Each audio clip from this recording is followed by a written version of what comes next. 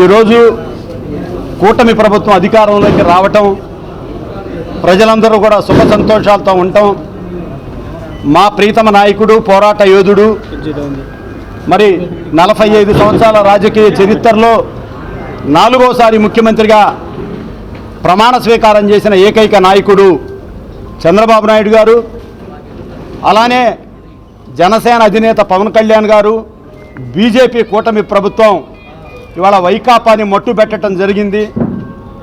మేము ఇవాళ ఈ జన్మదిన వేడుకలు ఇంత ఘనంగా జరుపుకోవటానికి కారణం చంద్రబాబు నాయుడు గారు ముఖ్యమంత్రి అయ్యారు. ఆ సంతోషంతోనే ఈ సంతోషం కూడా పాలు పంచుకుందామన్న ఉద్దేశంతోనే మా కార్యకర్తలు కూడా కొద్ది భారీగా చేద్దామన్న ఉద్దేశంతోనే ఈ జన్మదిన ఏర్పాటు చేయటం జరిగింది. అలానే ఇక్కడికి నన్ను అభినందించడానికి వచ్చేసినటువంటి అందరికీ, ఎమ్మెల్యేలకి, మంత్రులకి, అలానే ఎంపీలకి, మా సహచర జెడ్పీటీసీలకి, అట్లానే నాయకులందరికీ కూడా పేరు పేరున ధన్యవాదాలు తెలియజేస్తా ఉన్నా.